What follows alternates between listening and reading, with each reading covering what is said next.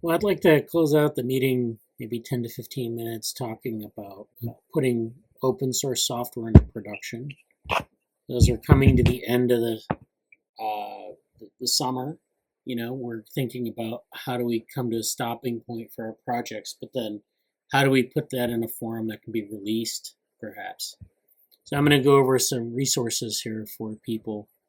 And, this is by no means the definitive answer to this, but just thinking about what people have done in this area. So the first thing is this: it's a ebook that is from Carl Fogel. It's producing open source software, how to run a successful free software project.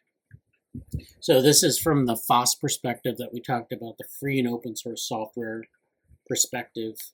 And this is at the link producingoss.com.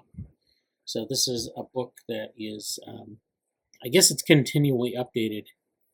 And they just, let's go through the table of contents a little bit. So there's this preface, but then there's the introduction, and it talks about the history of free and open software, the rise of proprietary software and free software.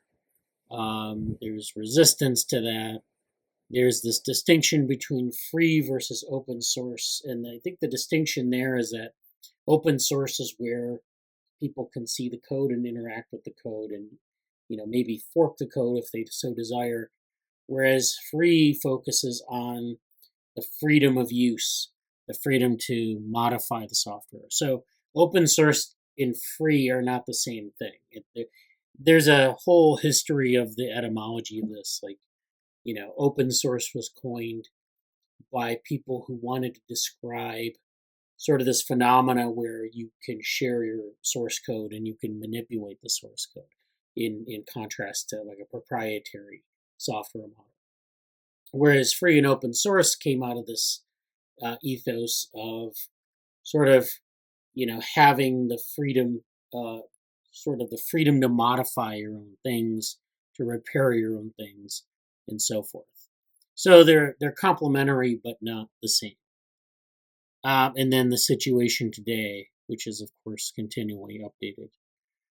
Then to get started, of course, we start from what you have. So, when you start a project, you don't try to, make the perfect plan, or you don't say, we're going to have this huge detailed roadmap and architecture, and then we're going to wait until we get to that point before we release our project or before we start even thinking about building out our project. You start from what you have. You choose a good name because if you're doing open source or free and open source software, you want people to recognize it and to remember it. And hopefully it's appealing enough so that people will fork it. Own the name and in the important namespaces. So you want to be able to own the name or have that identity to your project.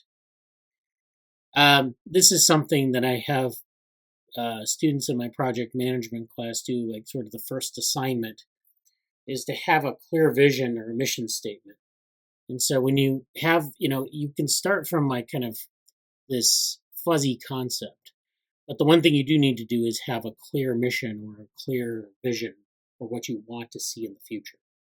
So it doesn't necessarily matter what you have now, it's what you want to do in the future. You don't want to give too many details in that mission statement or vision statement. You just want to have a clear kind of core idea of what your project is about. And everything else will flow from that.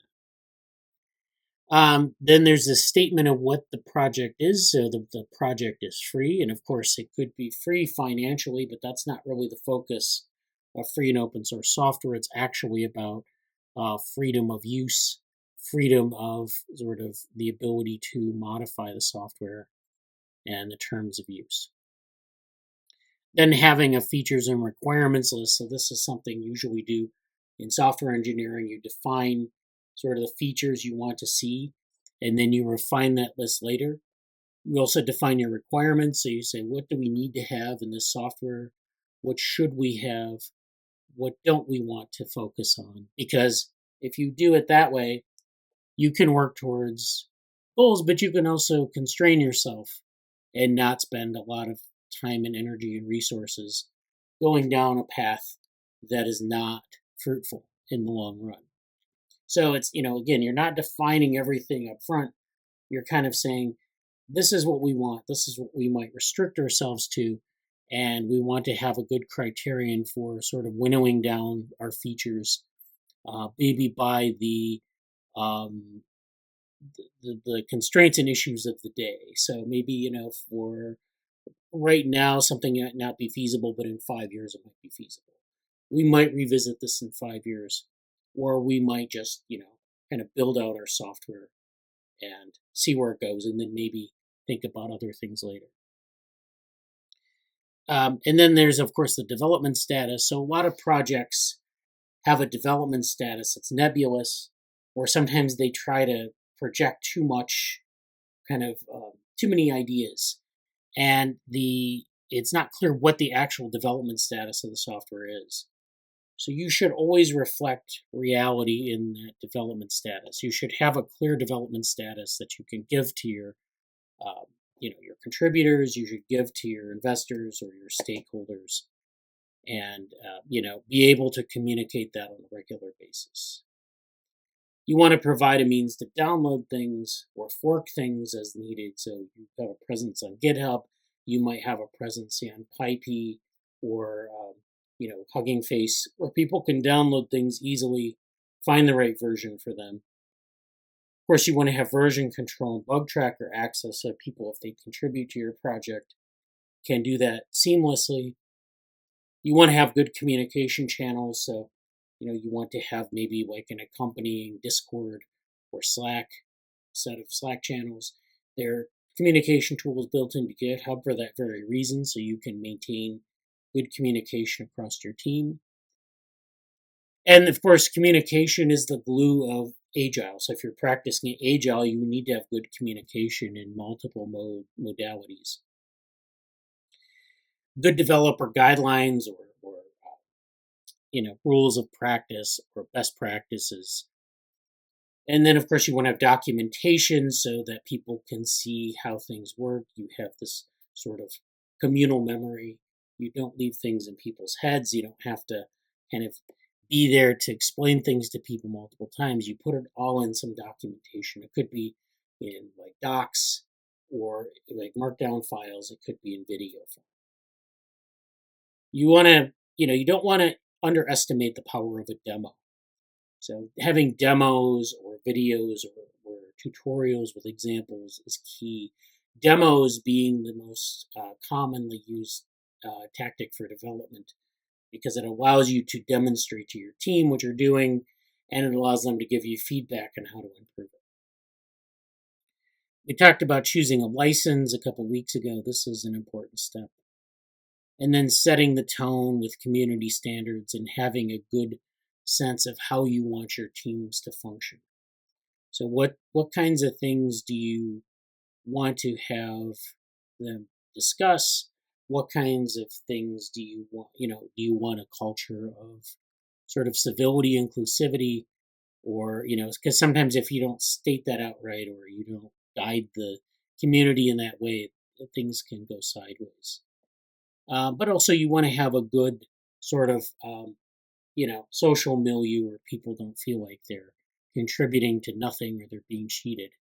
And that's important in open source and free and open source software, because, you are taking their people's time and oftentimes, setting the expectations accordingly. So then they have the section on technical infrastructure, social and political infrastructure, organizations and money. How do you fund your projects? Then you have communications, and then packaging, releasing, and daily development. This is most relevant to production, because you're putting things into production. You're kind of organizing your project so that you have a dev stream or a development stream and a production stream or a prod stream. And so you have different types of things you need to worry about. Your sort of your convention for releases. How do you identify your versions? You want to identify your different branches. What types what states a project sits on what branch. So you might again have a dev branch and a prod branch. The dev branch is of course for development and is not meant for like kind of the larger world, but the prod branch is where things get pushed to get them out the door or the more formal versions of those things. And then of course we have stabilizing a release where you need to kind of vote on changes, vote on when things are ready and done. And sometimes organizations will use a release manager for that. You'll have your packaging aspects. So you'll have, how do you want to release the software? Do you want to release it in like an exe file, or do you want to release the binaries, or do you want to release other types of things? Do you want to release candidate releases so that people can evaluate them? And then do you want to announce your releases to the world? How do you do that? How do you get the word out about a new release? And so this is all about like kind of coordinating that outward product. So when you get something out of your team, you want to have this formal path towards a release. You want to have a formal release. You want to identify it as a unique release. You want to make sure your team is on board with this. And then you want to advertise it to the world and say, this is what we have to offer that's new. They have another section on managing participants and some things on legal matters, which is always important, copyright, and that sort of thing. So that's that about that book, and I think that's a useful book. We're kind of going through not just production, but a lot of aspects of these open communities, these open projects. But I think the release part is particularly key because you're putting things out into the world, and you don't do that in a vacuum. You don't just stick things out on GitHub. Then for more formal projects, it's even more important to have this formal structure of making sure your community knows what you're doing, what your schedule is for releasing, so that they can coordinate all their activities towards that release, and then getting that release out of the world and telling people about it so that they can adopt it. Now there is this other paper here which talks about DevOps, and this is an interesting paper. This talks about DevOps, but from the sort of perspective of philosophy of science, or philosophy and science. And so this paper examines the DevOps practice from a new perspective, one of understanding its philosophical and scientific nature. So of course, DevOps, I think we've talked about DevOps. It's the mixture of development and operation. So once you release something into the world, it often falls into the hands of operations managers and operations people. And they need to be able to use that software and get it to work and implement it without too much difficulty. Now, from the dev side, you don't often worry about that. You worry about, working on different features, getting them to work just well enough to work. But of course, ops has a different set of goals. So about 15, 20 years ago now, DevOps sort of emerged as this hybrid field that allowed us to kind of consider both and integrate those teams together. So the release sits right in the middle of dev and ops, and the release is sort of the artifact that they both commonly interact with. So in this article, they say that DevOps has fundamentally changed the landscape for research and development based on the guiding philosophical and scientific principles. Advanced computational technologies and domains have adopted DevOps to enable advanced solution engineering for efficient, quality-assured output. And then this author provides a concise account of how the philosophy and science of DevOps synergistically defines its essential disposition. So a lot of things in here about DevOps and the philosophy behind it. This just shows kind of like what we're dealing with DevOps. We have the philosophy and the science. In the philosophy, we have the epistemology of DevOps and the ontology of DevOps. When we say ontology in philosophy, we mean truth, and the practice of truth is a lean methodology.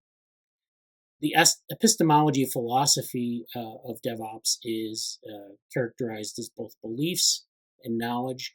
Beliefs are characterized by the agile methodology, and knowledge is characterized by the quality assurance methodology. Then if we go down to science, the science of DevOps, we have the social science and applied sciences. The relevant social sciences are sociology and psychology, and the practice of that is culture transformation, or how to enable change. How to enable change amongst developers and of operations people. And then there's also the economics and the manifestation of this is faster time to market. So how do we get our product out there faster, our release out there faster? How do we make it more relevant to what's needed in the market? And then, of course, we have applied science, and that is the various forms of engineering, and the practice of that is automation. When to automate things, and how to automate them, and why should we automate things at all? And this is a very important thing, especially with things like large language models, or even with GitHub, where we automate things like continuous integration and other things like that. So we have this nice. I like this typology because I think it divides up how DevOps is practiced and all the things that come to bear or brought to bear in these kinds of settings. The last thing I want to talk about really quickly is this article. This is 21 open source DevOps tools and what they do. This is just sort of a review of different DevOps tools where you can find all sorts of tools online, but you don't necessarily know which ones are most effective. So this is just kind of going through some of these tools. So there are different types of tools for managing releases, because remember, releases are that central artifact of DevOps. The first type of release artifact are the build and packaging tools. So these are things like containers. A lot of people use Docker, but there are other tools as well. You might not want to use Docker, but that's like one thing that people do. So they're basically, you're choosing tools and you're building a stack for building and packaging. So the first one they cover is Git, of course, which is a form of version control. You can use GitHub. There are other forms of Git, though, that exist in the wild. They focus on GitHub here, and they say that of all these DevOps tools, Git is probably the most well-known and widely used. So you can package things in GitHub. You can have a release schedule on GitHub. You can have releases sort of in the GitHub repository itself. And a lot of teams will manage this if they're not doing a lot of things that are, really formal. If it's just kind of a informal or small project. So there are all sorts of things you can do with Git, such as store code. You can go back and visit previous versions of code. You can create repositories.